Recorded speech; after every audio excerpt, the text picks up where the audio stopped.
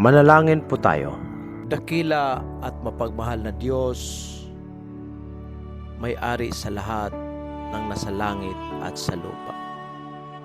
Kami po ay dumudulog sa inyo at tulad ng buhangin sa dagat, puno kami ng bahid ng kasalanan at di karapat-dapat sa inyong presensya.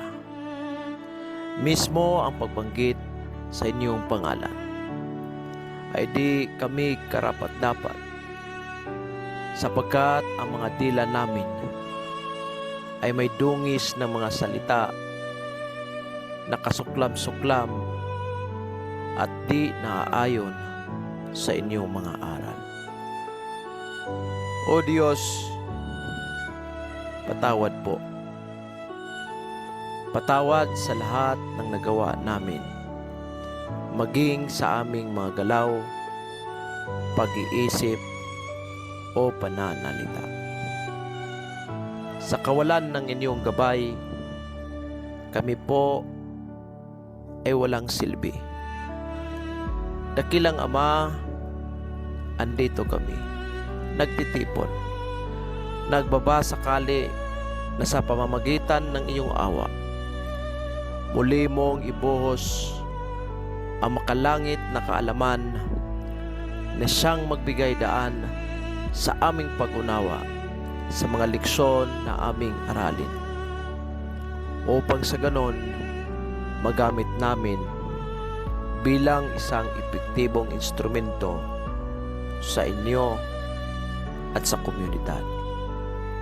O Diyos, sa inyong patnubay, kami ay sumasandal at umaasa.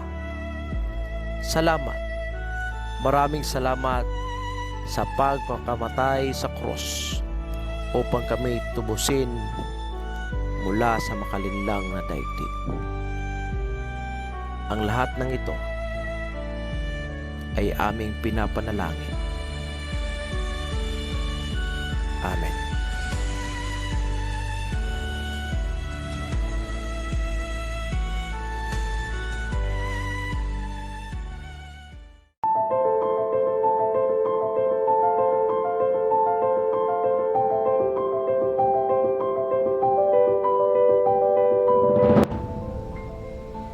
Good morning po sa lahat ng mga kadete nationwide from Luzon, Visayas, and Mindanao, sa lahat po ng mga instructors natin, mga deans, lecturers of various institutions nationwide. Magandang umaga po sa lahat. Good morning, good morning, good morning everyone.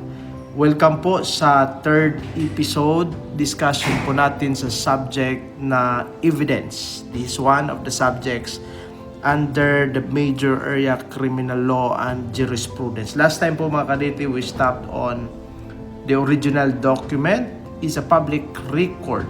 Yun po ang topic na last slide po na dinidiscuss po natin in the second episode. In this episode mga kadete, pag-usapan po natin ang parole evidence rule. Lumabas po ito sa board examination, pati na po yung hearsay evidence at saka yung exception sa hearsay rule. Pag-usapan din po natin, isalin natin sa discussion yung res gestae, pati na po yung independent relevant statement. Okay? Actually mga cadets, if you were able to view specialized crime investigation na discussion po na pag-usapan po natin doon, in-include po natin yung topics about hearsay, yung dying declaration, independent relevant statement, pati na yung res gestae. Okay? Pero knowing na kasali ito sa evidence, i-discuss natin uli. Pero those persons who are done with specialized criminal investigation, I think you are already familiar with the differences of the terms I am talking about. Okay? Now, without further ado, pag-usapan po natin, let us discuss itong tinatawag nating parole evidence. Mga cadets, pag may Bitcoin book po kayo ha, kindly get your Bitcoin book and then you jot down. Doon po kayo mag-notes sa Bicuino. Okay? Do not use notebook pag may Bicuino po kayo para isa na po yung material po natin. Pero pag wala po kayong Bicuino book, you get a notebook or a paper, doon po kayo mag-jot down. Especially yung mga estudyante po under this subject. Okay? Ano ba ibig sabihin ng parole evidence rule? Okay? Ano ba ang parole evidence rule? Basahin po natin ha. This rule means that there can be no evidence of the terms of the written agreement other than the terms of the written agreement. Ano ibig sabihin dyan? Ang rule po na ito nagsasabi na dapat po wala nang ibang ebidensyang i-present. Una po, ang parole evidence, this talks about written agreement. Kontrata ha, written agreement na nakasulat. Ang sabi po sa parole evidence rule, dapat wala na pong ebidensya na dapat i-present aside from the written agreement. Kung ano yung provisions na nasa kontrata, kung ano yung provisions na pinag-usapan or napirmahan natin sa kontrata, yun na po ang dapat ebidensya na i-present natin, wala na pong iba. Okay? This rule forbids any addition to or contradiction of the terms of a written instrument. Anong ibig sabihin dito? Nagbabawal po ang parole evidence rule na magbibigay ka po ng any additional or any contradiction sa terms of a written instrument. Example, ang nakasaad sa kontrata is that you are going to pay 100,000 pesos of the equipment delivered to you. Pero, you presented another evidence that will contradict the terms. Ang ebidensya na present mo is probably a testimony that will say na hindi 100,000 yung presyo. Yung price is only 50,000. So ano ang mag-prevail? Yung testimony na nagsasabing 50,000 lang ang price or yung 100,000 price na naka-indicate sa written instrument? So basically, and under the rule of the parole evidence, ang dapat po mabigyan ng weight is yung terms o yung provisions na makikita sa written instrument. So basically, the court will not accept yung testimony na nagsabing 50,000. Kasi nga po ang oral testimony, take note ha, oral testimony cannot prevail. Hindi po siya mag-prevail over the written agreement. Ibig sabihin, yung 100,000 na price, nakalagay doon, nakapirma doon. Doon po makikita sa dokumento. Yung testimony na 50,000, wala sa dokumento yon. So saan po ba sa dalawang evidence ang mag-prevail? Ang sabi po, sa parole evidence rule, again, ang mag-prevail kung ano yung terms, kung ano yung agreement na makikita sa kontrata or yung nakasulat. Okay? The word parole came from the French word parole, meaning word of mouth or oral statement. This is also a term that is part in the discussion in non-institutional correction. Parole, ibig sabihin, French word siya, French word na parole, meaning word of mouth or oral statement. Again, ibig sabihin ng parole evidence rule, ito po'y isang ruling na nagbabawal po na magbigay ng any other evidence except yung evidence na naka-indicate sa terms, sa written agreement ng one party and the other party. Okay? Sunod. Any additional definition. Any evidence, alyon di, whether oral or written, which is intended or tends to vary or contradict a complete unenforceable agreement embodied in a document. Ano yung kanina, ruling yun, parole evidence rule yun. Itong pangalawang slide natin, ito yung definition ng parole evidence.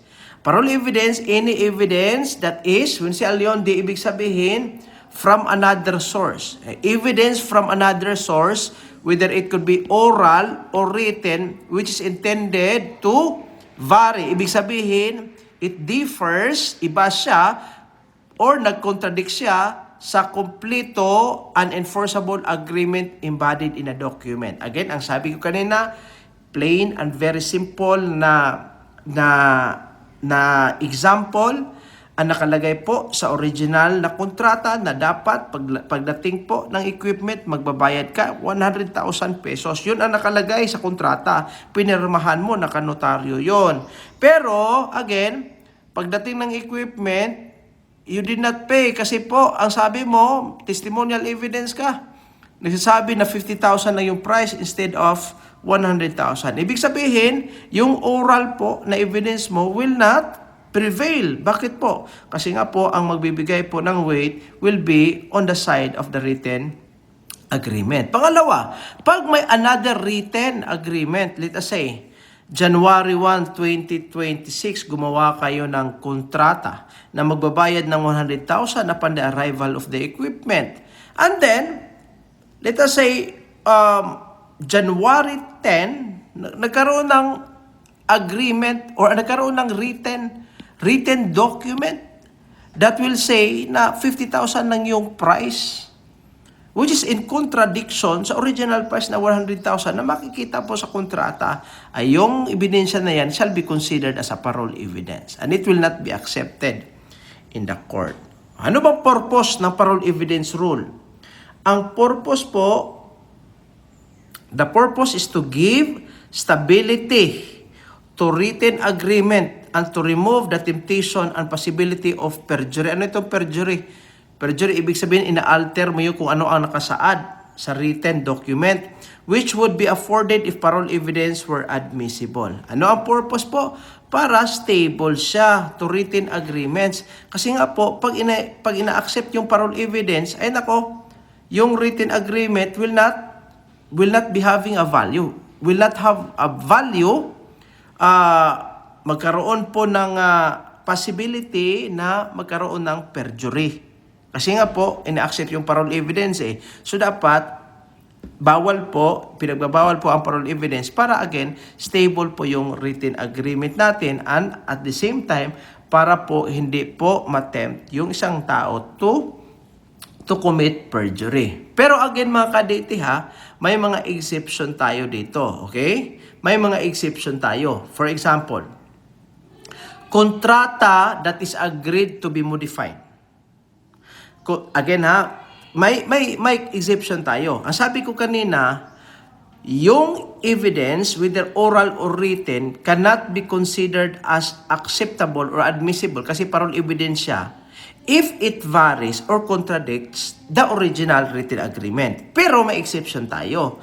If yung dalawang parties agreed to modify the contract or the written agreement, then basically, pasado siya. Example, let us say, yung original na price is 100,000. Okay, gumawa ng kontrata, upon the arrival of the equipment, dapat magbayad 100,000. Pero before dumating yung equipment, nagkaroon ng agreement yung seller at saka yung buyer to reduce the price into 50,000. Okay? Nagkaroon sila ng another kontrata that will modify or will change the original written agreement. Ang tanong ngayon, yung pangalawang kontrata, pasok ba siya as admissible? As evidence in the court? Ang sagot, yes.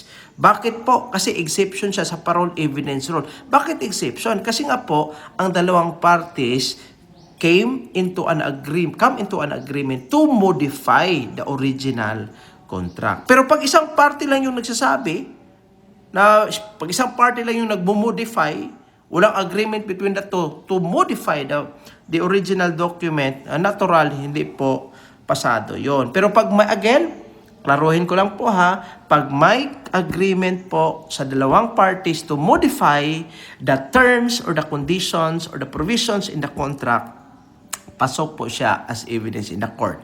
Pero pag wala pong agreement between the two parties to modify the contract, isa lang yung party na sabi na ganito yung price instead of 100,000, hindi po pasok yun kasi matatawag po siyang parole evidence. Ang parole evidence rule nagsasabi na pag ang isang oral or written na evidence that vary or contradicts the original agreement, it will not be considered as admissible in the court. Pangalawa, voidable contracts. Okay? Ang voidable contracts, is also an exception of the parole evidence rule. Okay? Let us say, for example, nakalagay sa kontrata, when the equipment will arrive, 100,000 should be paid.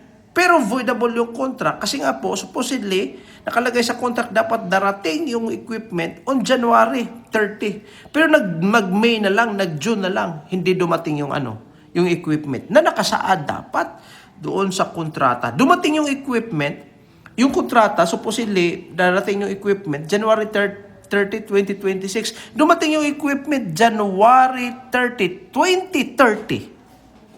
After 4 years na dumating yung equipment. Voidable ba yung contract? Voidable. Pwede hindi siya magbayad. Kasi nga po, wala Voidable na Wala na. Ibig sabihin ng voidable, nullified na. Walang visa na yung kontrata kasi wala na Supposedly, dapat darating siya January 30. Okay? So, pangalawa, another type of voidable contract. Itong tinatawag nating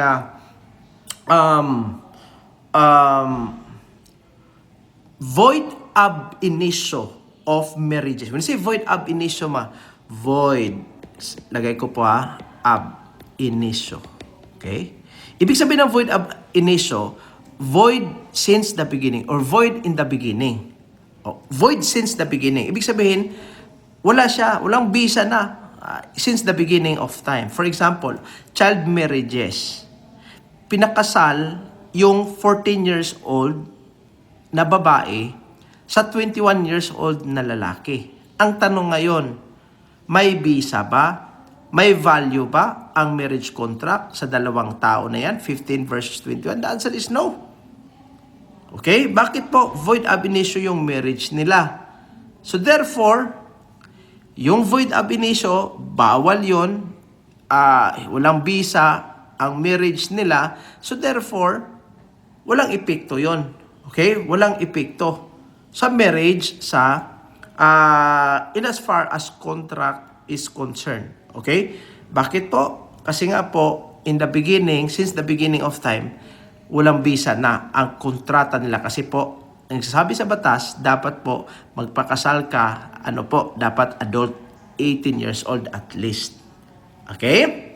So, again, yun po ang example of the exceptions under the parole evidence rule. I hope you understand, cadets. Okay?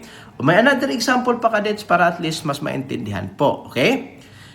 Si Ana, nagbenta siya ng car to Ben. Okay? Nagbenta siya ng car to Ben. Ang nakalagay doon sa kontrata, okay? Sa term sa kontrata, ganito po ang statement sa provision sa kontrata. The purchase price of the vehicle is 800,000 payable in full. Ibig sabihin, kung 800,000 dapat, 800,000 dapat ang ibigay sa seller. Okay? Pero nang dumating na yung car, ayaw magbayad ng full payment itong si Ben. Okay? Bakit ayaw siyang magbayad ng full payment? Kasi sabi niya, nung nagkita-kita na sila yung dalawa, si Ana at saka si Ben sa trial, sabi ni Ben, before signing the contract, Ana verbally agreed that I could pay in 12-month installments. Okay? Ang sabi ni Ben, Your Honor, sa wala pa po ang kontrata, may agreement kami na dapat pwede lang magbayad ako ng installments in 12 months. After that verbal agreement, Your Honor, gumawa kami ng written agreement na dapat full. Ang tanong ngayon, saan sa dalawang evidence ang dapat po may weight? O saan sa dalawang evidence ang mag-prevail? Unang evidence dito, yung written agreement. Pangalawang evidence dito, ito yung oral. Okay? Oral agreement between the two. Saan po ba sa dalawa ang nag-prevail? Again, ang sabi po sa parole evidence rule, ang written agreement will prevail over the oral testimony. So, sino ang mag-prevail? Ang mag-prevail po dyan, yung kontrata po executed between Ana and Ben. Itong written agreement po executed between the two, saying that upon delivery, he should be paying the full payment of 800,000. Okay? Yung testimony po ni Ben will not be accepted in court kasi nga po, ang testimony niya is part of what we call as parole evidence. Ano yung parole evidence? Parole evidence, ito yung ebidensya from other source, whether oral or written, na nag-contradict po or nag-vary sa written agreement. Nag-contradict siya kasi nga po, ang written agreement nakasaad doon, full payment. Pero ang sa kanya, installment. Okay? So the court will generally exclude this testimony under the parole evidence rule. Mga kadetihan, lumabas ito sa board examination. I hope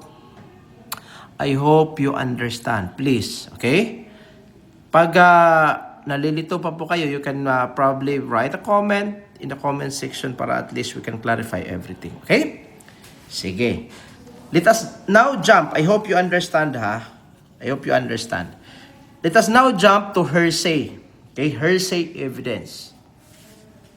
Hearsay evidence is an evidence not of what the witness knows. Ibig sabihin, hindi siya ang may alam. Chismis ba, Brad? Not of what the witness knows himself by personal knowledge, but of what he has heard from others. O ito yung keywords natin. Yung narinig mo po from other individuals. For short, ito yung chismis. Ito yung marites. Mga marites. Diba? Ang daming chismosa. Pag Pinoy, daming chismosa. Early in the morning. Walang ginagawa kundi pumunta sa kapitbahay, nakipagchismisan. Yun po ang breakfast nila. Ay nako. Kaya nga ang pobre ng Pinas kasi nga po early in the morning, supposedly instead of working, yun, magchichismis, marites. Okay? Ang hearsay evidence generally is not allowed. Hindi, pag ang tanong sa board examination general, yung tanong, dapat ang sagot general. Pag ang tanong sa board examination specific, dapat ang sagot specific, ha? So pag magtanong ang board examination, is hearsay evidence admissible in court? Yes or no? Ang sagot mo po, no. Kasi nga po, general po yung tanong. Is hearsay considered to be admissible as evidence? Ang sagot po natin, no. Kasi generally po, bawal yan. Pero pag specific yung tanong, magsasabi yung tanong sa board examination, are there instances that hearsay evidence is acceptable in court? Are there instances po ba ng hearsay evidence pwede siyang matanggap sa korte as evidence? The answer is yes. Kasi may exceptions tayo. Pag ang tanong specific, ang sagot mo specific. Okay? For example, ang tanong sa board examination, can you arrest a person without a warrant? Can you arrest a person without a warrant? Yes or no? Anong sagot natin, mga kadete? General yung question. So, ang sagot natin, no. You cannot arrest a person without a warrant. Bakit no? Kasi nga po, general yung tanong. Pero pag magtanong ang board examination, are there instances that a police officer can arrest a person without a warrant? May mga instances ba? May mga situations ba na ang police officer pwede makapag-arrest without a warrant? Yes or no? Ang sagot natin, yes. Kasi nga po, specific na yung tanong. Dapat specific po yung sagot. Okay? So, ang hearsay po, tinatawag po siyang second-hand evidence or out-of-court statement. Okay, that's very easy. Out-of-court statement or second-hand evidence. Now, ang hearsay, may tinatawag din po siyang dalawang modes. Okay? Una, itong single hearsay. Pangalawa, double hearsay. Okay? Pag single hearsay, ibig sabihin, ikaw, narinig mo ang statement na yan from another person. Okay? Single hearsay yon. Pero pag ikaw, narinig mo ang statement na yan from another person and that another person also heard that statement from another guy, ay magiging double hearsay po yan. Ayan po na po example natin, mga kadete, ha. Single hearsay. Person A heard it from B.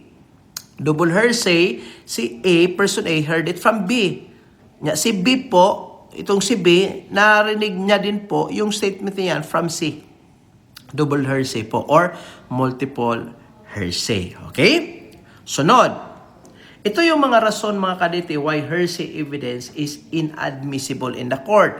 Una, it is excluded because the party against whom it is presented is deprived of the right and opportunity to cross-examine the person to whom the statement is attributed. Balik tayo sa example. Let us say, sabi ni person A, Your Honor, I heard from person B that the one who stabbed the victim was person C. Balikan ko po sabi ni person A, sabi ng witness si person A, sabi ni person A, Your Honor, I heard it from B. Sabi ni B, si C yung pumatay. Ang tanong ngayon, may personal knowledge ba ito si person A? Wala siya. Wala siyang personal knowledge over the stabbing incident kasi nga narinig niya lang po yung statement niya yan from person B. So basically, yung testimony niya, hearsay, bawal po yun, not acceptable as evidence in the court. Bakit po? Kasi ang unang rason po dito, hindi kasi magbibigay po ang hearsay ng opportunity of the party to cross-examine the witness. Okay? Ibig sabihin, ang nag-testify si person A. Yung defense, yung accused, cannot examine is not examining person B, but he is examining person A. Yung testimony ni person A is hearsay. In the first place, inadmissible na yun So, wala pong opportunity na makross-examine itong si person B kasi ang nasa witness stand, itong si person A. Yung kay person A, automatic, inadmissible yun So, knowing na hindi po makapag-cross-examine ni accused sa testimony ni B, kasi nga po si B, wala naman sa witness stand, ay it will give an unfair treatment over the party or against the party. So, kaya nga bawal siya. Pangalawa, the declaration is not made under oath.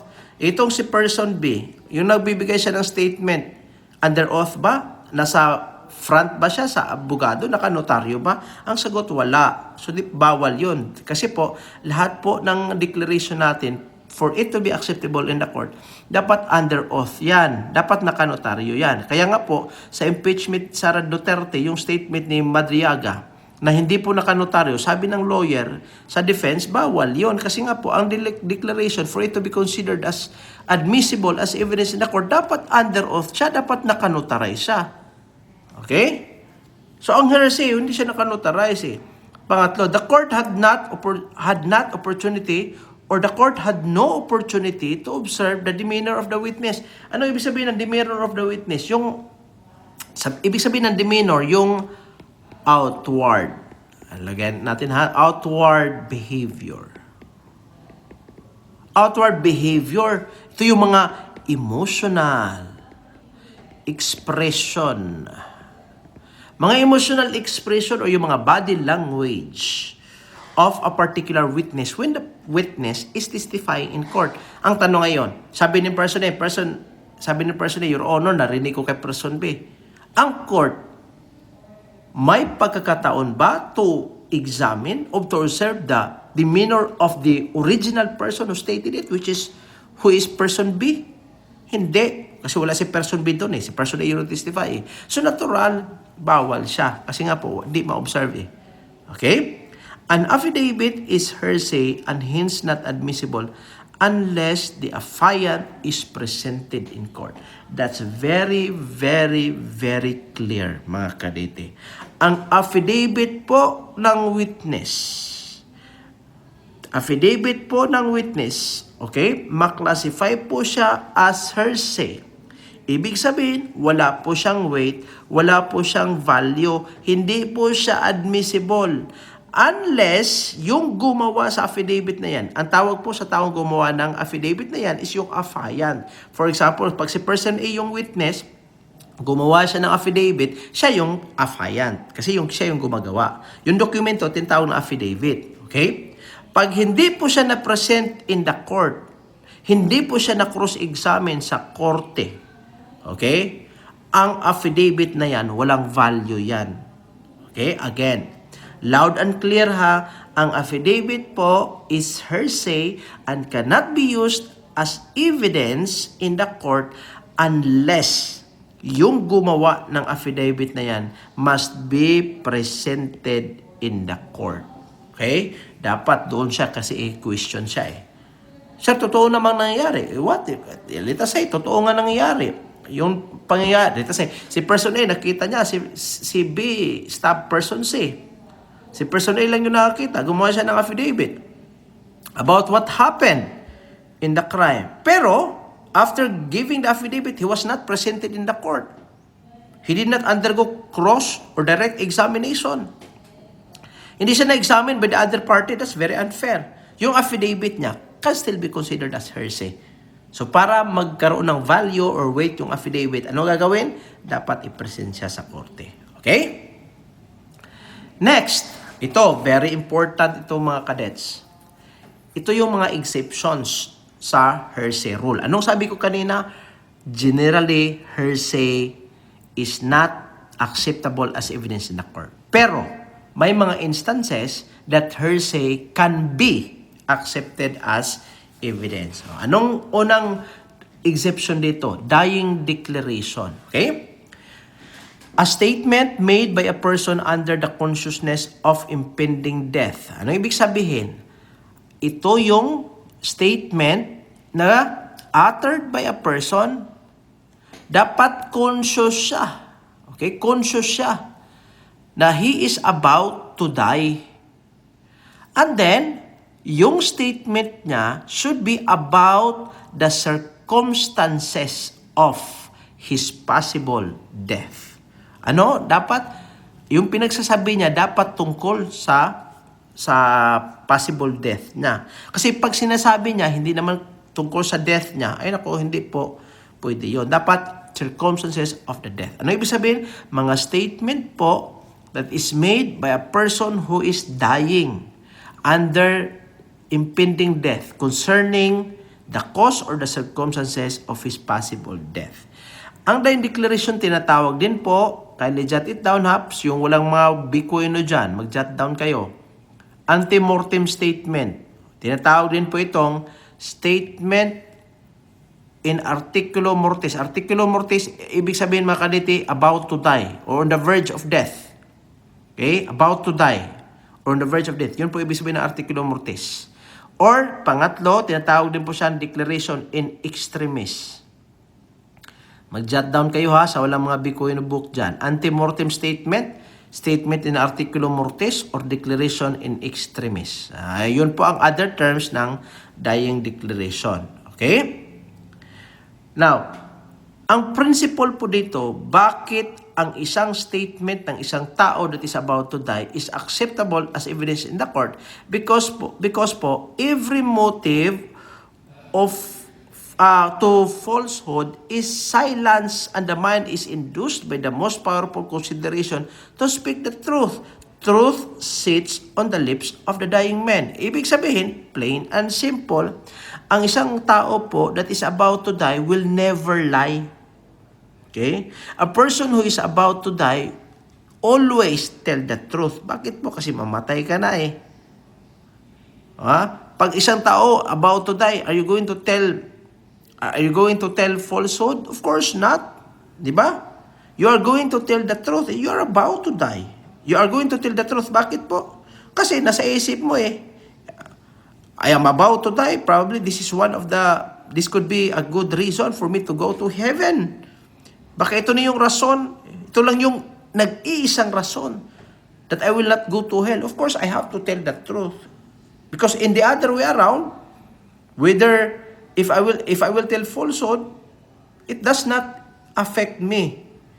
But if I tell the truth, it will affect me indirectly, because that could only be one of the reasons that I could, avoid hell. I could go to heaven instead.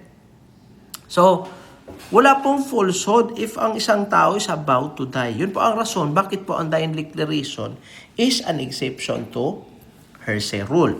Pero may mga requirements tayo ha. Ito, pinag-usapan ko po ito. I discussed this very comprehensively in specialized crime investigation. Okay? Unang requirement dito mga kadete, dapat made under the consciousness of an impending death. Ibig sabihin, dapat alam mo, conscious ka, that you are about to die. Ang wound dito dapat lethal. Okay? When I say lethal mga kadete, dapat ang wound mo dito ay ikakamatay. Kasi po ang wound, if not lethal, kung ano man pinagsasabi sa tao na yan, pag hindi naman lethal yung wound, hindi siya kasali sa dying declaration. Dapat lethal po yung wound. Ikakamatay po ng isang tao. Ang tanong ngayon, kailan po ang isang wound can cause death to a person? It can cause death to a person, isang wound, if it affects the vital organs of the body. Okay? Kailan maging considered na lethal ang isang wound? Pag it affects the vital organs of the body. Ang tanong ngayon, kailan po makonsider ang isang wound na vital? I'm sorry. Kailan po, let me rephrase the statement. Kailan po magiging considered na vital ang isang organ ng isang tao? Makonsidered po siya as vital kasi po pag wala ang organ na yan, ang tao po ay mamatay. Example, let us say, natamaan ng bala, ng bullet ang index finger mo. Ang tanong, pag naputol yung index finger mo, mabuhay pa ba ang isang tao kahit walang index finger? The answer is yes. Right? If you are hit on your shoulder that cause abrasion on your shoulder, ang tanong ngayon, ang skin that was wounded because of a blunt weapon, for example, is it considered to be the skin sa shoulder? Is it considered to be a vital organ? The answer is no. Pag natamaan yung, let us say, let us say, your feet was been hit by the bullet. Okay? Is the feet a vital organ? The answer is no. So therefore, pag natamaan ka, yung wound is not lethal.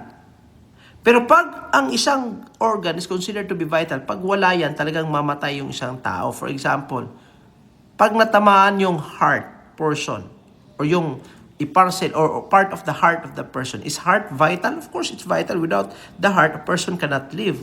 Pag natamaan yung lungs, pag natamaan yung intestines niya, pag natamaan yung kidney niya, or natamaan siya sa ulo. Okay? Natamaan siya sa ulo. Pag ang tao walang utak, mabuhay ba siya? In some other instances, sabi ng mga komedyante, may mga pagkataon po ng isang tao mabuhay na walang utak.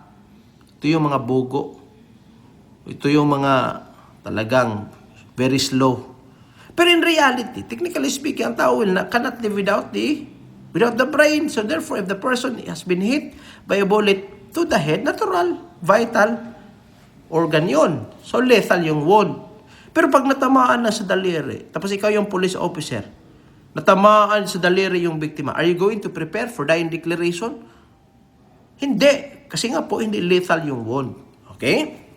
Yun ang una ha. Pangalawa, the declarant is conscious that death is near and inevitable. Ibig sabihin, dapat po alam ng declarant. Sino yung declarant? Ito yung taong natamaan. Ito yung tao po that is suffering with a lethal wound. Dapat conscious siya that he is about to die.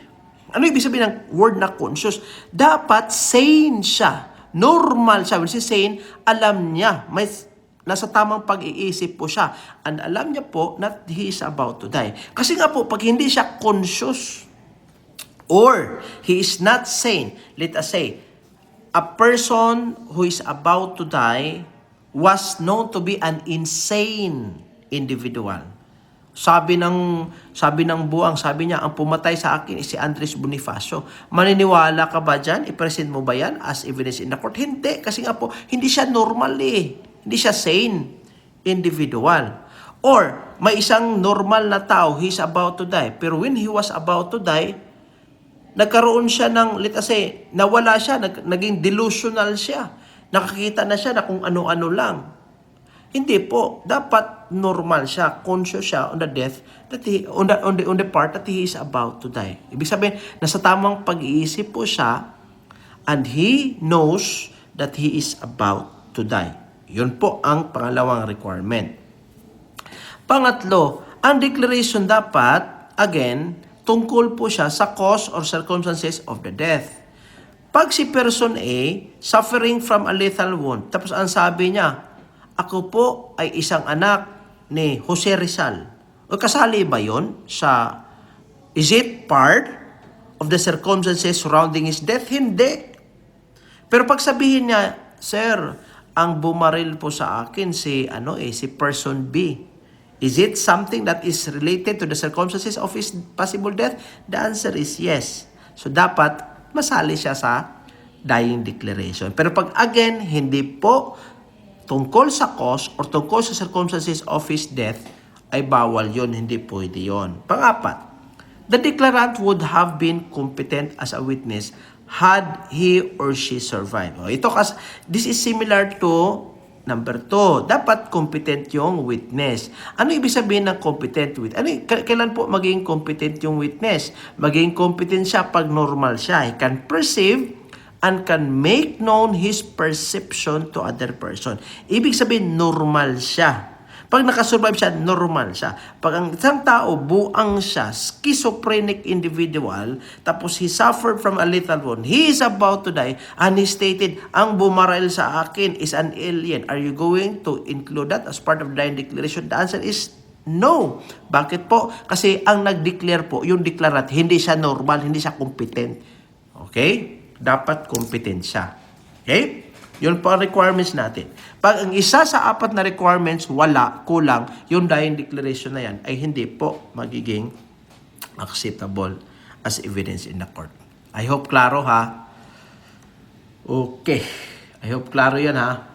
Next, declaration against interest. Ito yung pangalawang exception sa hearsay rule. Basahin natin ha. The declaration made by a person deceased or unable to testify against the interest of the declarant, if the fact is asserted in the declaration, was at the time it was made so far contrary to the declarant's own interest that a reasonable man in his position would not have made the declaration unless he believed it to be true, may be received in evidence. Kaya mga kadete ha, the best strategy for you to have or for you to increase or amplify your reading comprehension is to read magazines, newspapers, novels, books, or Bible. Yun, I will really recommend you read the Bible. And then if there are terms that you do not understand in the Bible, you go to your dictionary and then you search the definition thereof and then you apply the terms in your daily communication, in your class or in the classroom setting. Yun po, mag-increase yung comprehension natin. For example, in this case, ang tataas ng definition, pag wala po tayong reading comprehension dito, pag walang reading comprehension, ang mangyari, hindi maintindihan yung definition. Kaya nga po, yung iba sa atin, utal-utal in terms of English communication. Kaya nga medyo I was a little bit disappointed in a particular review center. Kasi pag ang lecturer nagbibisaya, magre-react yung mga Tagalog. Bakit pure Bisaya daw? Well, in reality, pag ang mga Tagalog nagli-lecture, purely Tagalog lang. Talagang walang halong o may halong English pero utal-utal naman. Okay? So, yun nga. Ang importante dito mga kadete ha, reading comprehension. I tell you, sa lahat po ng nakikinig ngayon, if you will go in a classroom and you are about to take the board examination, the moment you sit, yung reading comprehension mo is one of the greatest weapon that you can use in getting or in arriving the correct answer. Okay? Sige, balikan natin ha. Declaration against interest. Okay? Sino ang nagde-declare? Sino ang nagsasabi? Ang nagsasabi, yung taong patay na. It could be either, sino ang nagbigay ng statement? Yung patay na. Or, hindi siya patay, pero hindi siya makapag-testify. Bakit po? Baka nasa abroad siya eh. Or baka he's suffering from stage 4 cancer. He is already on bed rest. Makapag-testify pa ba siya? hindi na pwedeng dalhin siya doon sa korte eh. Unable to testify. Pag nasa abroad, hindi pwede. Kasi nasa abroad siya eh. Again, yung declaration is made by a person na patay na or hindi siya patay pero hindi pa siya makapag-testify. Then, ang testimony niya or yung declaration niya is against the interest of the person who declared it. Or yung testimony niya is against himself. That's very simple. To make it more understandable, yung testimony niya was actually against himself. Okay? If the fact is asserted in the declaration was at the time it was made so far contrary, pareho lang to ha, contrary to the declarant's own interest. Plain and simple ha, itong lagyan ko ng box. Ito, para at least mas maintindihan, mas klaro pa. Ito. Yan, yung naka-box. Ibig sabihin nito, very easy, yung declaration or yung testimony is against the one who testified. Or yung declaration is against the one who declared it. Okay? That a reasonable man in his position would not have made the declaration unless it is believed to be true. Okay? Ibig sabihin, kung ang isang tao, reasonable siya, normal siya na tao, dapat hindi sana siya magagawa ng declaration na ganyan, kasi against po sa kanya yung declaration na yan, unless such declaration is totoo nga. Okay? For example, ikaw yung pumatay kay person eh. Tapos sinabihan mo yung friend mo, ako pala yung pumatay. Ako yung pumatay kay person. Ito, yung biktima, ako yung nag-stab sa kanya. Ako yung pumatay. Basically, the declaration that you stated is against you, right? It is against you. When you confess your crime to other person, the testimony or the declaration is against you. Let us say, sinabihan mo yung barkada mo. January 1, sinabihan mo yung barkada mo. Yung barkada mo si Pedro, ako, you know what, Pedro, ikaw yung best friend ko, do not tell everybody ha. Ako po yung sumaksak kay Juan.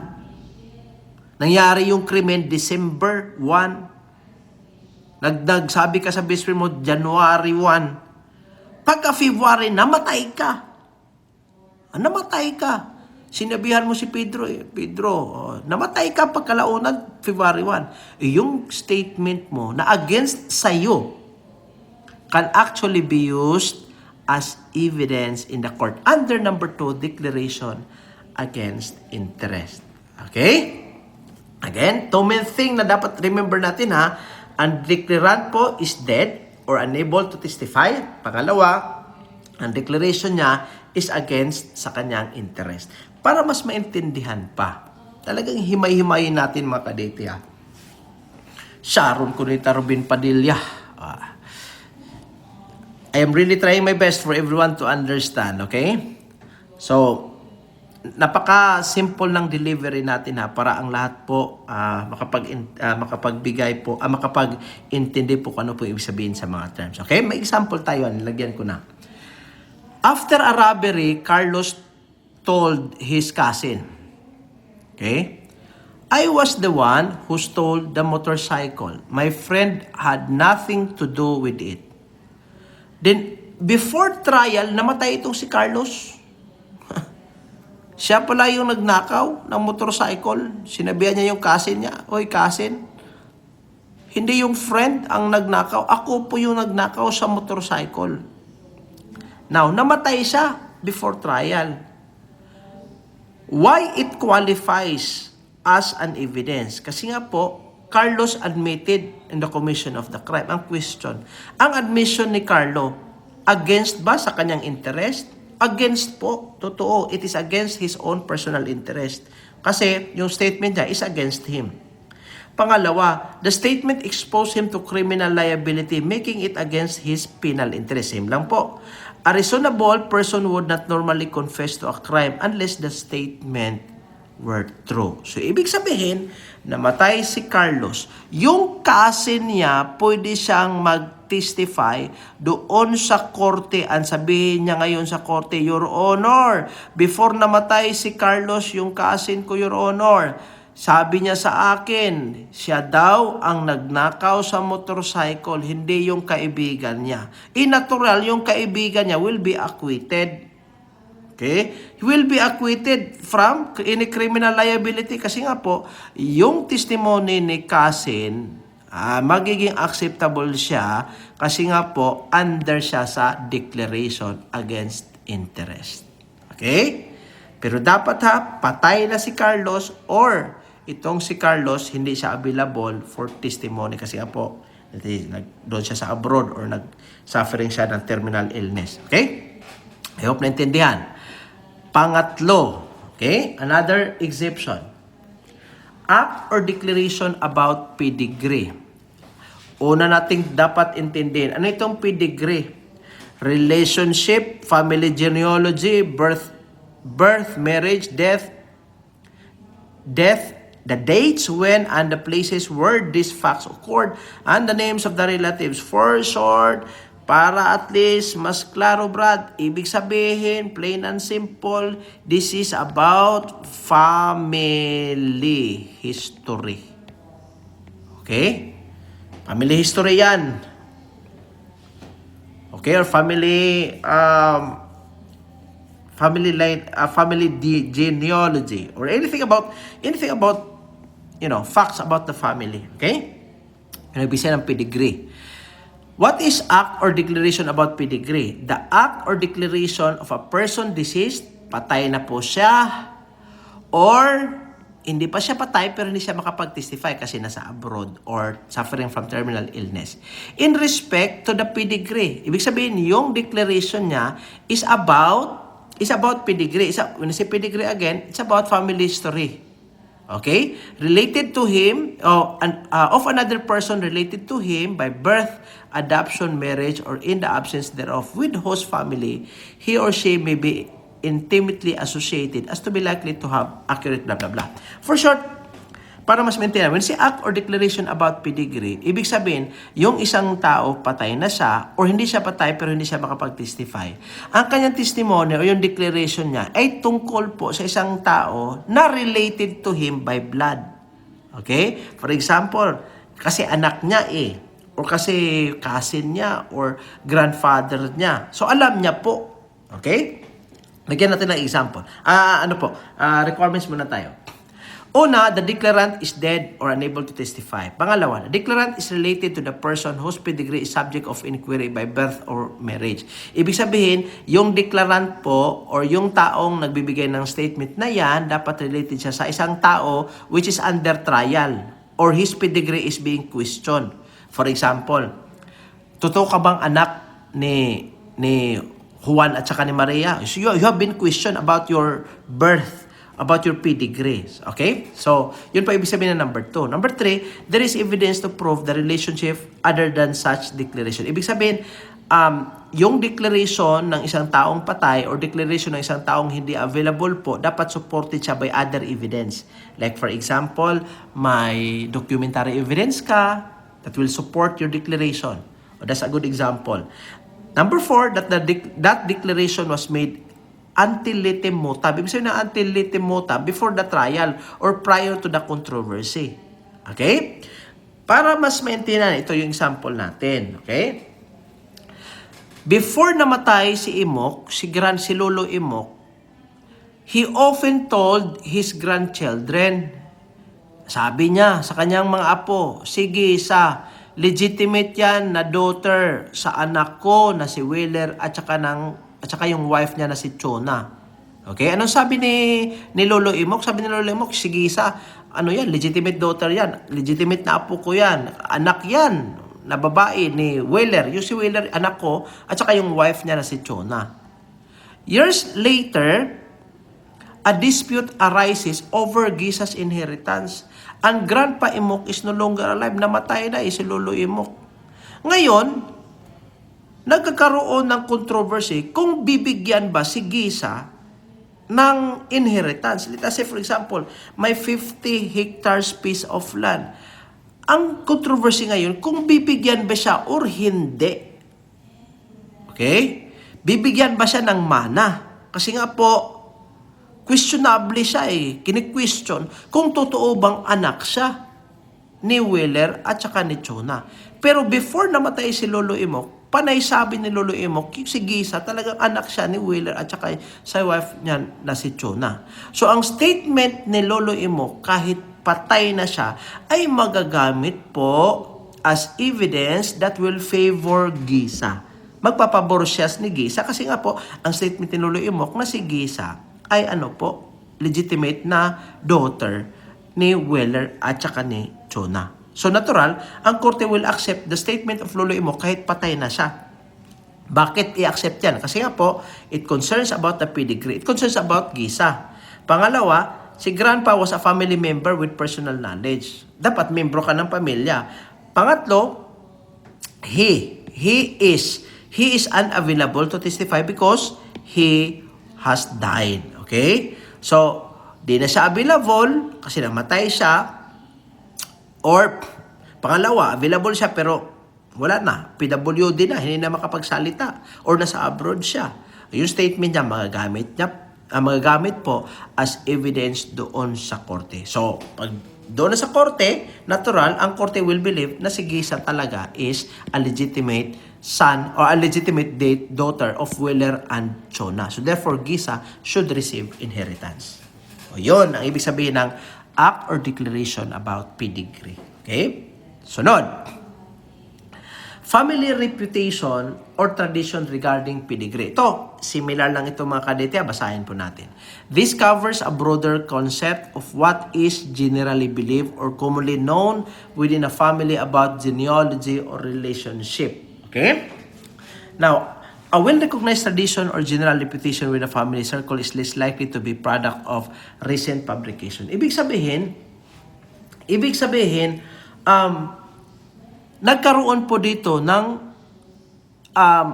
knowledge that is commonly known or commonly, there is a knowledge or concept that is commonly known within the family about the genealogy or a relationship concerning a particular person. Okay? What is the difference between number 4 and number 3, which is act or declaration about pedigree? Ang pinakaiba po dito, simple lang po. Yung number 4 po, yung common reputation. General siya. Common reputation on something that is known within the family. For example, it is already known ang lalaki po na ito, ang bata po na ito is actually a legitimate grandson of this person. Okay? Common knowledge siya. Okay? Ang number 3, which is act or declaration about pedigree, napaka-specific siya. Okay? Specific siya, which is actually told by a particular person. Specific statement of a specific person. Okay, for example, sabi ni Grandfather Imok, sige daughter siya sa anak ko na si Wheeler at saka si Chona yung asawa niya. Specific siya. Ito, hindi siya specific, generic siya kasi nga po, walang nagsabi. Pero kahit walang nagsabi na apo siya, alam po within the family na talagang apo yung tao na yan. It's part of the common knowledge within the family. Okay? Lagyan natin ng example para mas maintindihan. Okay? A dispute arose over ownership of ancestral land. To establish lineage, an elderly family member testified. Sabi niya, our family has always passed down the story that our great-grandfather Lolo Imok had only 6 children, including Norma, and all of us are descendants of Norma. The testimony is admissible as evidence of family tradition concerning ancestry. So, ibig sabihin, pag magkaroon po ng controversy kung sino po ba ang nagmamay-ari sa ancestral land na yan, okay, magpipresent po ang, let us say for example, the oldest member of the family will testify. Sabi ng oldest person sa family, sabi niya ngayon na yung yung pamilya po namin, we are actually were actually descendants of our great-grandfather Lolo Imok. Si Lolo Imok po, may anak siya na 6, including itong si Norma. Tapos kami po, yung mga descendants ni Norma. Common knowledge po siya within the family. Question, will it be considered as admissible as evidence in the court? The answer is yes.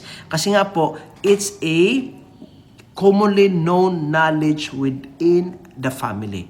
Under siya sa family reputation or tradition regarding pedigree. So kahit walang nagsabi na kami po ay anak ni Norma at saka si Norma is a descendant of Lolo Imok, kahit walang nagsabi, it is already common knowledge within the family na kami ay basically magiging owner din po sa ancestral land na yan. Kasi nga po, it is already known within us and within the community na si Lolo Imok ay great-grandfather namin. Tapos may anak siya na 6, si Norma. Tapos si Norma ay siya po yung namin, ascendant namin. Kami po ay mga descendants. Common knowledge siya. Anong pinagkaiba ng 4 at 3? Yung number 3, specific siyang statement na uttered or declared by a specific person.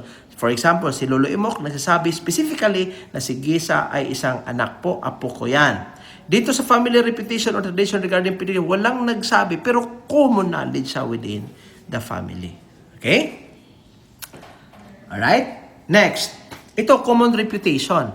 An out-of-court statement showing a community's perception or consensus on certain facts of general interest such as boundaries of land, customs, events of public interest.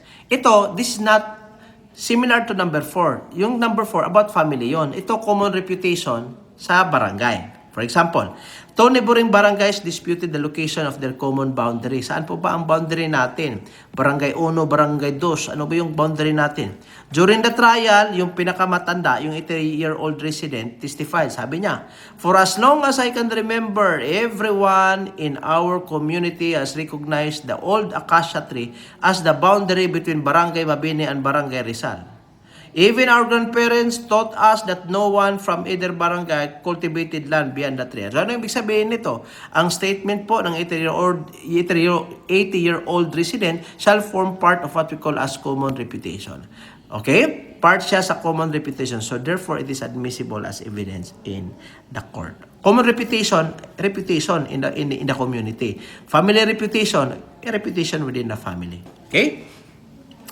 Next, another exception of hearsay. Ito, I mentioned res geste again on specialized crime investigation. Okay? So I hope you went to the discussion on specialized crime investigation para mas madaling maintindihan. Res geste, ibig sabihin things done. Ito yung mga exclamations, mga statements, pwede siyang made by the participants, by the victims, or kahit yung spectators, yung mga marites ba? Okay? For example, may nagnanakaw, tapos yung kapitbahay shouted, "Oy, may magnanakaw." Spectator siya eh. To a crime immediately before, during, or immediately after the commission of a crime. I'd like to repeat, ito yung mga statement. Sino ang gumawa sa statement na yan? It could be a participants, kasali na dito yung killer pag murder or homicide case. Victims or spectators to a crime na nangyayari, binibigay po ang statements na ito before or during or even after, immediately after the commission of the crime. Ang sabi dito, immediately ha. Okay? Pag ang statement, uttered siya or made yung statement after 5 days, ay hindi, yan na yun immediately. So, hindi po yun res geste. Dapat immediately after the commission of the crime. For example, yung si Maria, ninakawan siya ng cellphone ni Pedro. Nung ninakawan siya, nung nasnatch yung cellphone, he shouted. Malakas na shout siya. Sabi niya, si Pedro, kinuha yung cellphone ko. Was it made immediately after the commission of the crime? Yes. Pero pag si Ana, nag-declare siya, after 1 day, sabi niya, si Pedro yung nagnakaw, ay hindi na po yun res geste. Okay? When the circumstances are such that the statements were made as a spontaneous reaction or utterance. Hindi na po importante ito mga kadete. Erase natin yan. So, for short, para mas maintindihan, ito yung mga statements made by participants or made by victims or made by spectators before, immediately before, or during, or immediately after the commission of the crime. Okay? Res gestae siya. Example. A child escapes from a stranger and immediately tells a nearby police officer, "That man tried to force me into his van." Question, anong type of statement ito? Immediately after the commission of the crime. So, this shall be considered as a res gestae. Okay? The child's spontaneous statement is considered res gestae because it was made immediately after the frightening event. Okay? Or example, let us say, 12 midnight, may isang tao na pumasok sa bahay ninyo. Tapos, when you take a look at him, he was known to be a well-known robber in your community. Pangalan niya si Pedro. And then, you call the police office, you call the police agency. Sinabihan yung police, "Sir, si Pedro nagnakaw sa bahay namin." That's basically an example of res gestae. Okay? Or, may pumasok sa bahay ninyo, nagdadala ng baril, and then you call 911, "Sir, may mga 3 tao, ito po yung mga itsura nila." Then after that, after the call, you have been shot, namatay ka. Yung statement mo is res gestae. Okay? Because it was made immediately before the commission of the crime. Okay? Anong pinagkakaiba ng res gestae at saka itong tinatawag nating dying declaration? Napaka-easy lang naman. Una, dying declaration are made only after the attack. Okay? Or only after the crime. While yung res gestae, again, ano sabi ko kanina, pwede siyang immediately before, during, or immediately after the attack. Okay? Pangalawa, dying declaration are made only by the victim. Natural. Biktima lang yun nagsasabi. Pero sa res gestae, ano sabi ko kanina? Pwedeng yung spectators, pwede yung participants, pwede din po yung victims ang magsasabi. Okay? Next, the trustworthiness of the dying declaration is based upon its being given under an awareness of impending death. Ibig sabihin, dying declaration, ano po? You are under the verge of death. You are about to die. Pero yung res gestae has its justification on the spontaneity of the statement. Ibig sabihin, kahit wala ka sa verge of death, yung statement mo, makukonsider siya as acceptable in the court as evidence kasi nga po, res gestae siya. Pero pag dying declaration, dapat ang tao nag-declare should be in the verge of death or in the consciousness of the impending death. Pero sa res gestae, dapat walang death. Okay? Or, anong ibig sabihin ng dapat walang death? Ang ibig pong sabihin, makaliti, do not confuse yourself. Ibig sabihin ko po, ang death does not matter sa res gestae. Okay? It's an irrelevant requisite. Pero sa dying declaration, dapat yung death is a requisite. Dapat on the verge of death ka. That you are about to die. Okay? Pero itong res gestae, kahit hindi ka namatay, pwede siya magamit as evidence. Okay? Next. Another exception is interest in the course of business or business records exception. Okay? Ito yung mga interest that has been recorded or near the time of transaction to which they refer by a person deceased or unable to testify. Ang tao namatay na, ang nagbigay ng entry namatay na or hindi siya makapag-testify, who was in the position, may position siya to know the facts therein stated. Pwede siyang magamit as prima facie evidence and can be acceptable in the court. Example, a patient is admitted to a hospital after a traffic accident. Yung nurse, nag-record siya. Ang record niya, patient admitted at 8:15 with a fractured left arm, blah, blah, blah, blah, blah, blah, blah, blah, blah. Okay? Now, during trial, the nurse is unavailable. Bakit po unavailable siya? Nag-retire na siya pumunta ng abroad. Di ba? Yung mga nurse natin sa Pilipinas, ang liliit na mga sweldo. Pag nasa abroad, aabot ng 400, 300,000 ang lalaki. So what's the point of staying in this country? Ay nako. O sige, nag-abroad siya kasi nag-retire na siya.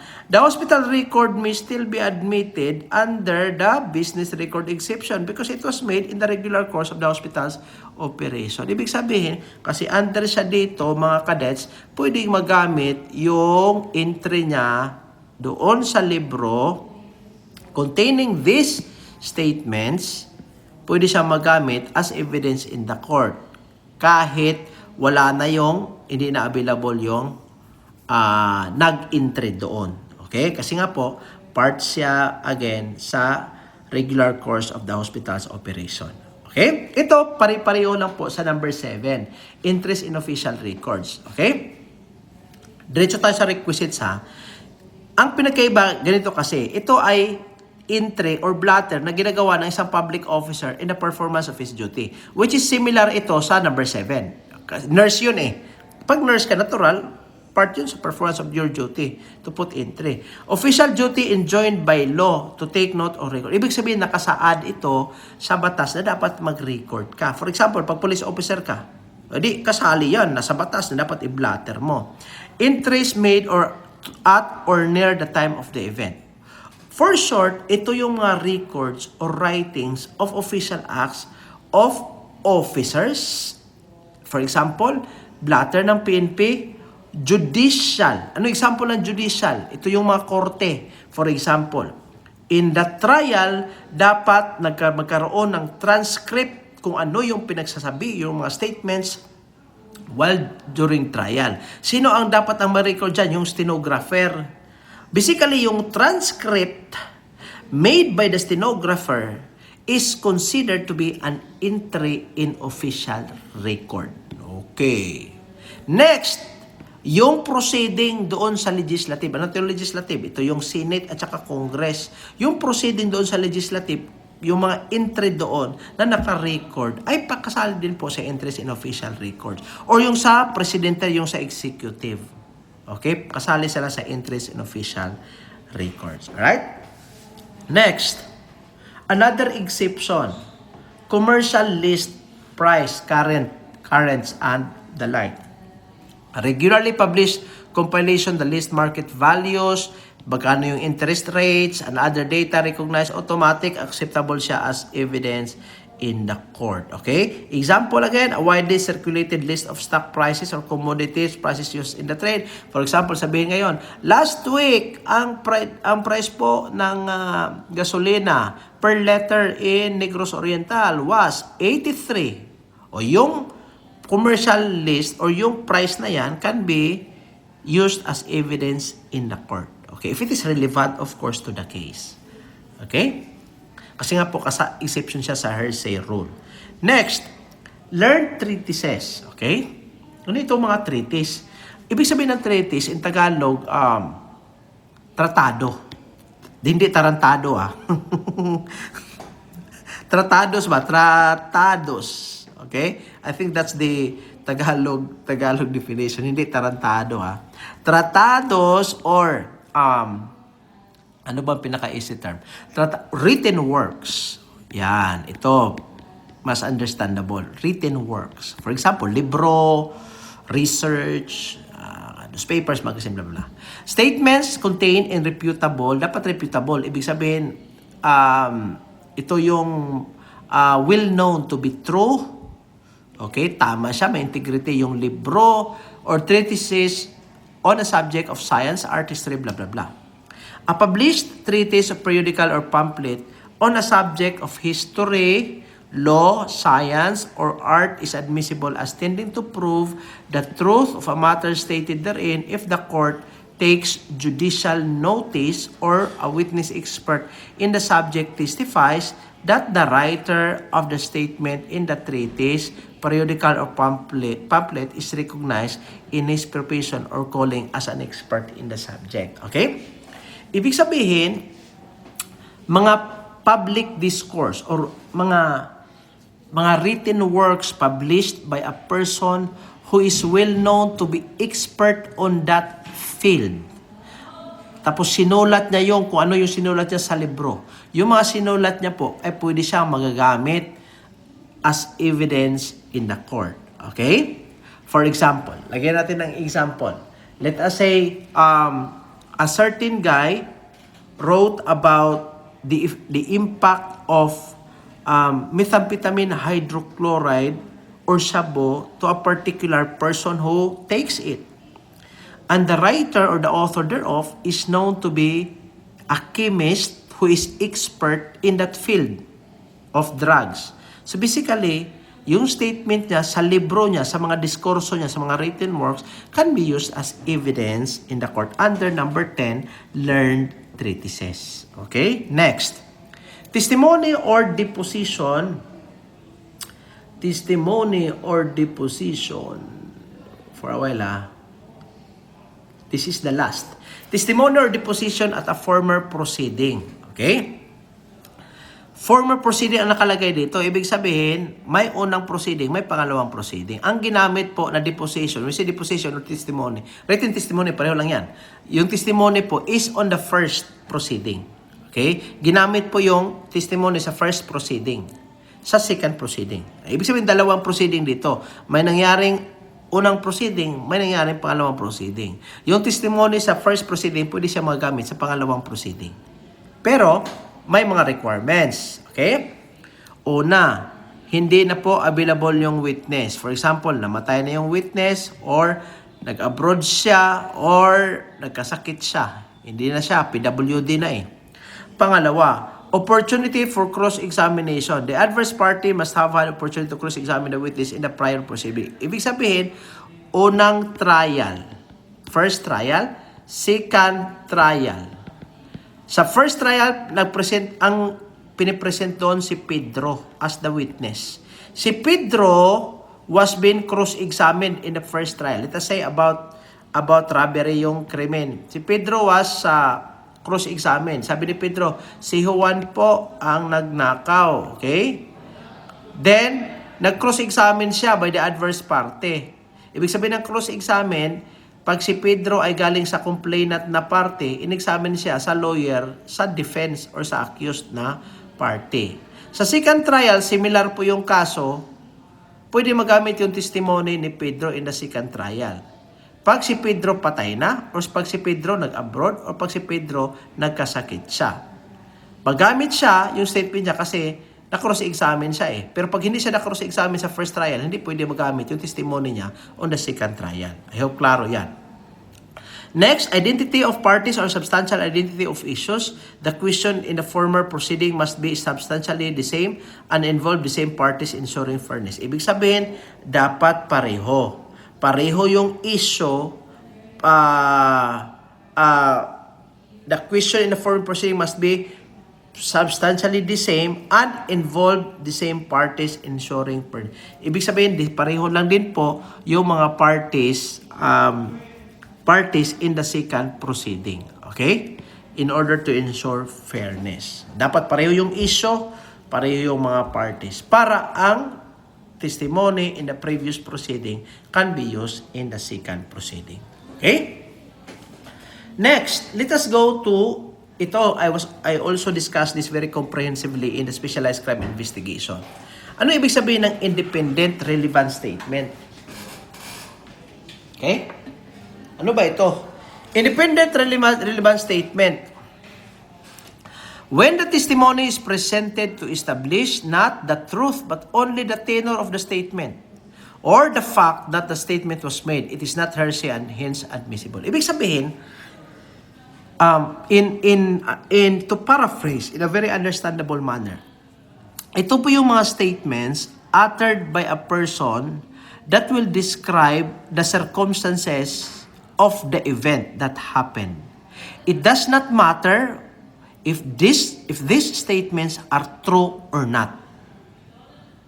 I'd like to repeat. Ito yung mga statements na binibigay po, sinasabi ng isang tao para magde-describe siya kung ano ang nangyayari, kung ano yung nakita niya. Hindi po importante na i-examine kung yung sinabi ng tao na yan is totoo ba or hindi.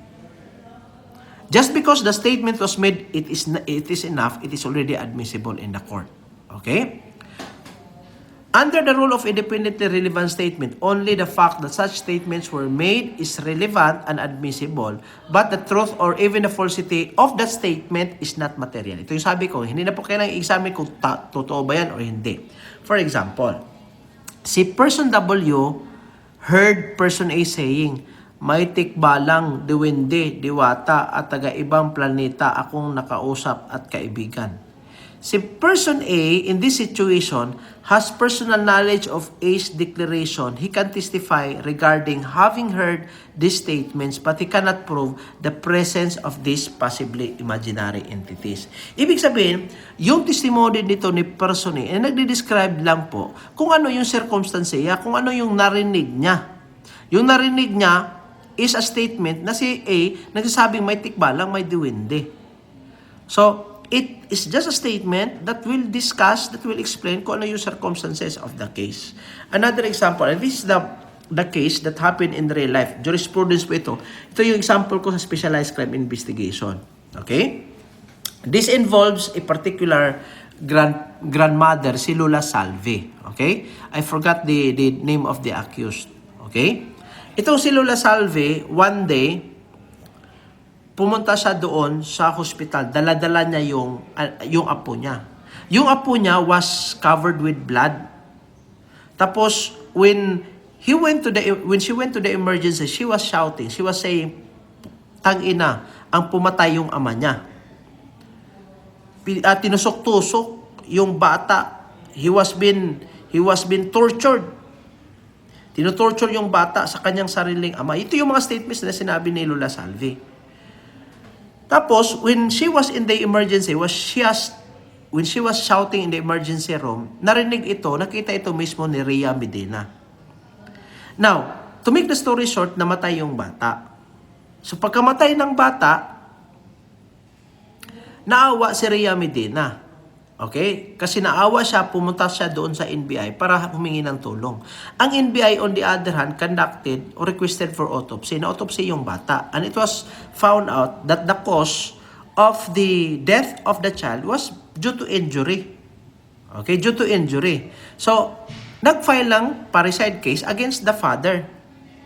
Ang pinipresent doon, dalawang evidence na nasa discussion natin. Una, yung statement ni Rhea Medina. Sabi ni Rhea Medina, Your Honor, nung nasa emergency room ako, Your Honor, nakita ko si Lola Salve shouting this kind of statement. Yun, independent relevant statement yun. Hindi kailanganing i-determine ng korte kung totoo ba o hindi ba totoo yung sinasabi ni Lola Salve. The moment that statement was being made and was heard by Rhea Medina, and Rhea Medina testified, the testimony of Rhea Medina will fall under independent relevant statement. Knowing that the statements of the Lola Salve, was spontaneous immediately after the commission of the crime of the father was made, yung statements ni Lola Salve will form part on what we call as res geste. Bali, yung statements ni Lola Salve, res geste yun. Yung statement ni Rhea Medina, yung kung ano yung nakita niya, kung ano yung narinig niya, independent relevant statement yun. Yun ang pinagkaiba sa dalawa. Okay? So, exception pa din po yan. Okay, next. Another exception to the hearsay rule, itong tinatawag nating opinion rule. Generally, ang opinion po is not admissible. Okay? Generally hindi siya admissible. Pero may mga instances, pag magtanong ang board examination, specific question, there are instances that opinion can be used as evidence. Is it admissible? The answer is yes, may mga instances po. Una, pag ang opinion ay galing sa expert witness. Sino ba itong expert witness? Ito yung witness po na may special knowledge, may special skills, may special experience or training on a particular area. For example, question document examiner, fingerprint examiner, yung mga physicians natin. Okay? Pero, ang nakalagay dito, may be received. May, ang nakalagay may be received in evidence. Bakit may? Kasi po, ang opinion po ng isang expert witness is permissive and not mandatory. Ano ibig sabihin ng permissive and not mandatory? Ibig sabihin, kailanganin po ang permission ng korte para ang isang expert witness will be allowed to give his expert testimony. I'd like to repeat.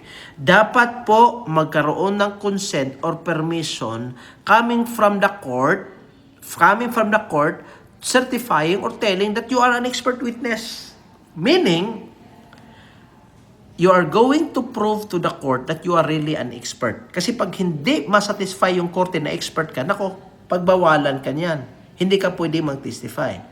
It's only upon the permission of the court that you will be allowed to testify regarding your expertise. For example, ang issue is about question signature. Ikaw question document examiner ka.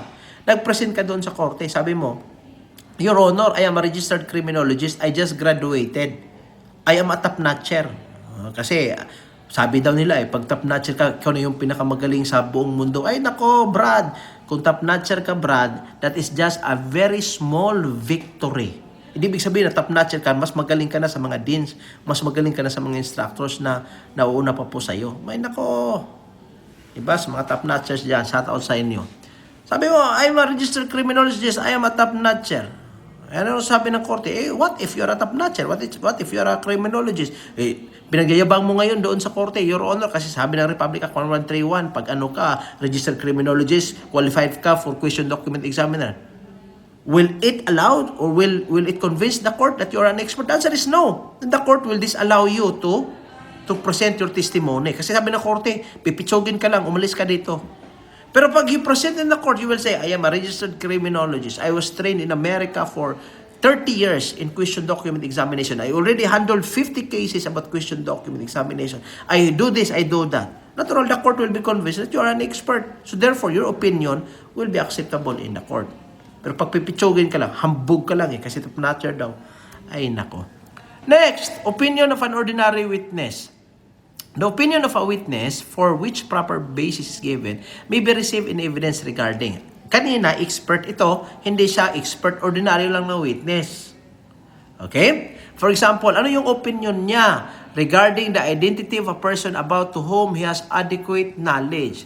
Example, nakita niya yung killer, the one who shot the victim. Sabi niya, Your Honor, ang nakita ko, Your Honor, about 5'4" yung height niya, Your Honor. He was wearing a black hood, tapos yung ano niya, naka-glove siya, tapos Your Honor, ito yung build niya, medium yung build ng katawan niya. That's basically acceptable under the opinion of ordinary witness. Pangalawa, handwriting with which he has sufficient familiarity. Okay? Pangalawa, na pwede siyang mag-testify as an ordinary witness, yung opinion niya. For example, alam niya po kung ano yung characteristic ng handwriting ng isang tao.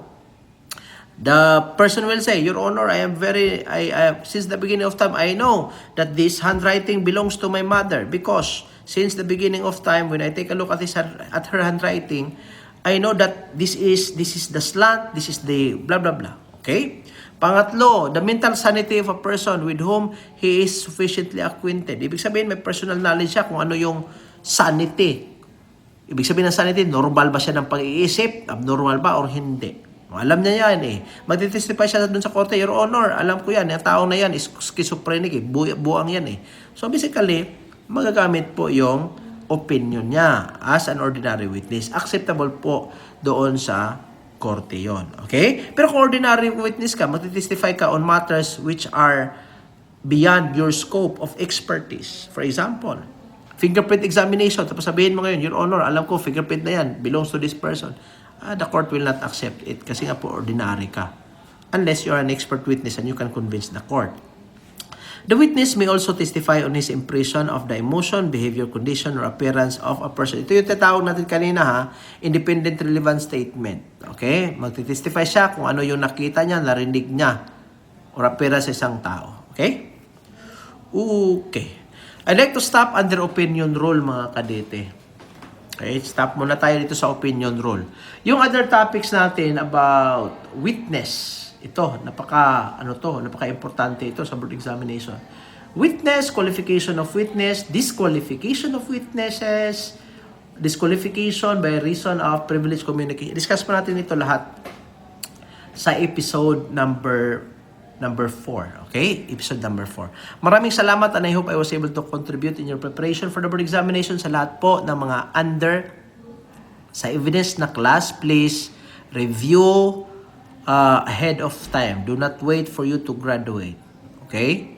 Magre-review kayo pag nakagraduate na kayo eh. Yun ang problema ng Pinoy.